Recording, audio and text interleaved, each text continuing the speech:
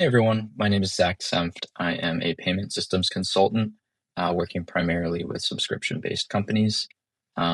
This will be a demo on how to configure your payment integrations to actually recover some revenue that you might be losing and you just don't know about it. So you might be wondering, why should I listen to this guy? So my background is with various payment processors and fintech companies for names like Visa. So very close to application logic of how to actually recover payments like this and analyze different decline codes. So without further ado, let's get into the demo.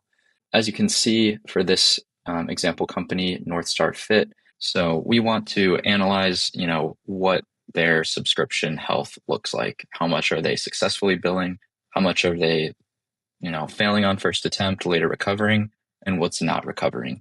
So specifically what they're not recovering is exactly what we want to target, because that's money that your business should be taking in, yet is not due to some payment processor configuration, your application code logic, something like that. So this diagnostic will show you specifically how we can fix that based on the decline codes and different metadata that we get from the payment processor.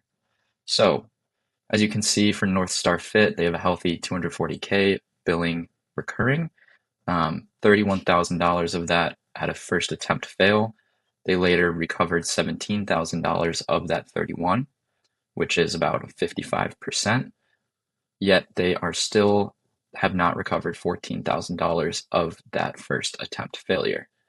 However, that is recoverable, and we need to look further into the data to really understand why. Like I said, most subscription teams can see that payments fail. The harder question is, what do you do when they do fail? Which payments later recover, which needs a customer action, which just need ordinary retries. So this will go over a Stripe sandbox proof of this diagnostic process using North Star Fit. So let's take a look at the actual Stripe inbox so we can see all the invoices, subscriptions. There's a lot of data on here that is great. However, we need to know how to actually examine it. So if we go to invoices and pull up one in particular and put this in here, let's jump to that invoice. So we can see that there's data here. We can see that they had initial payment fail, and then about half hour later, that payment was successfully applied. We don't know why we see this, but there's not really enough information to know what mechanism was the reason that this payment was recovered. In Stripe, there's some good ways to see a bit about the data. So I have this workbench pulled up. And so I already have this broken down based on the types of errors that we see. So we can see that 55 of these events had just a general card decline. It's fair to assume card decline is going to be very common. So let's click into one of these, and you can see if you look at the response body, so what the Stripe API is essentially returning back to us when we try to charge this card. It says card declined, but more importantly, it says why it declined and that it was lost. So a lost card is not going to generally become unlost. That is going to be a card that the user lost it, they mark it as they lost it in their app somewhere, and that payment is no longer going to go through. They'll be issued a new card. So for example, if you think about this, you're not going to just retry this method. You can have your processor configuration to retry, 3 times, set off a minute, or you can have it try across days. Doesn't matter. If this card is lost, it's not going to go through. The action that I would recommend in this case is actually sending an authentication email or communicating to this user somehow, hey, your card, we're seeing that you reported it as lost. We don't want you to lose out on our service. Go ahead and update through this link, and we'll go ahead with the process. That alone will help you recover a considerable amount of revenue. However, this might not be a common case. So let's take a look through here, pick some random ones. Okay, and so we have another card declined. However, this is a very different situation. It was insufficient funds. So there just wasn't enough money on that debit card. The credit limit was going to push it over if this transaction went through. And so Stripe will tell you should try again later. However, we can be more clever about just trying again later. That doesn't mean try in a minute. That doesn't mean try tomorrow. That means let's line this up with real life logic. There's not enough funds. So if this is a debit card, it might work if you wait until a common pay period date. So in this sense, it's not just try again later. It's maybe try again on the 1st of the month, try again on the 15th of the month, or whenever people will typically get paid and have more money available, or whenever they pay the card. You see what the logic behind that.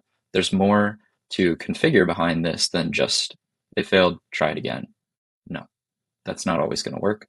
This is going to really increase the amount that you can recover if you configure your retry logic based on what actually happened with the customer.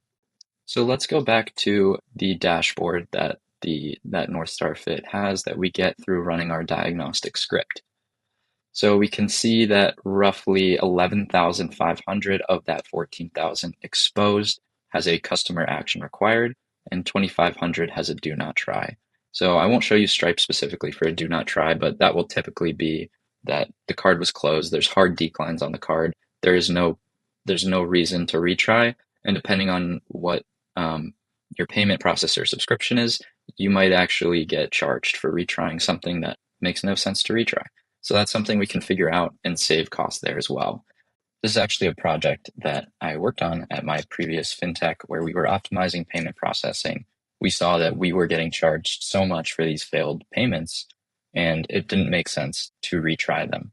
And that resulted in a savings of over 250 grand per month that we saw, 250 grand that we were recovering for something that we didn't think was possible. So much more data behind why we can recover different types of failures by doing different retry mechanisms or different customer actions that we can prod.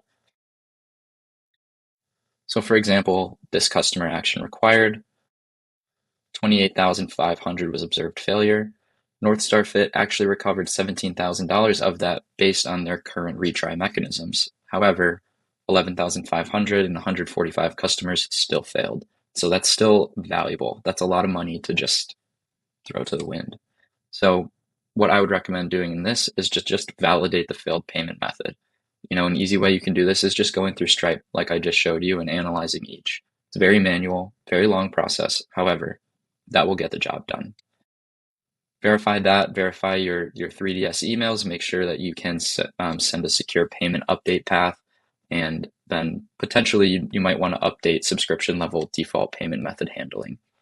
You're going to want to stop the ordinary retry posture because the more you fail, the more Stripe, Checkout, Adyen, any payment processor you're using could potentially be charging you just for trying that charge. They might charge you that 3% or a fixed fee, depending on your payment plan details with that processor. So as I mentioned, there's a few recommendations that I just went over, and this section will just label them as what type of priority they are. So, these do not retry, they're not the easiest to recover. However, if you communicate properly with the customer, find out what's going on, give them a method to, switch their payment method, anything like that, you may be able to recover that as well. And, in this case, 2,500 in revenue, it may or may not be something that you want to prioritize. That's up to you. That's up to how your business is configured. However, this customer action required is selected as high. This is based off of a percentage.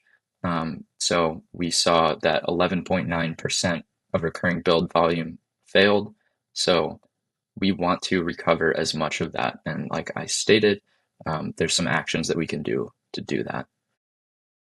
We also have broken up each type of action. So for example, this was a customer action required, payment method needs to be updated. So for the 105 of the 160 failures that we saw, we know that payment method might be missing, it might need to be updated. Background retries alone cannot complete that step. This does not say exactly for each customer what needs to be done and how to best configure it to that. We have a temporary issuer decline. So think of this scenario as like a lost card or any soft decline codes. We'll have one auditable trace that we can pull this up in Stripe as well.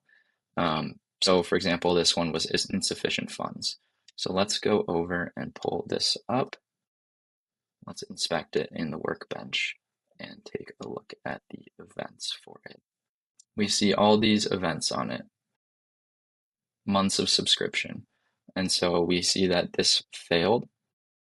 Let's click on the view API logs. Let's look at why this failed. It says, do not try again, card declined, lost card. So that tells you that this invoice is not going to be fulfilled. And the only way that we're going to get payment from this customer is if we ask them and give them a secure and efficient way to update this payment to continue using your service. This report is a diagnostic that can be done for free. You can get your own by contacting me. Details will be listed in the video as well as on my website, and you can email me or book a call directly, and I'm happy to run through this process, specifically looking at your data, making sure that we don't include any PII or any sensitive data, and just get a general feel for how much money you are not collecting properly and how much of that is recoverable. And last thing I'll leave you with is each diagnostic comes with this dashboard as well as a report, which just comes in PDF form. Tells you a lot of the same information, generally what we would try to do for each scenario, different configurations that we can look at on your payment processor, as well as any potential application code that we might need to change to make this work. So if you run a direct subscription business, I would highly recommend whether you choose to book a call with me, run this diagnostic, go with somebody else. I'll leave you with this. It is important. It is something that can drastically change your revenue and something that we've seen many clients benefit from. So please feel free to reach out and I'm happy to help. Thank you.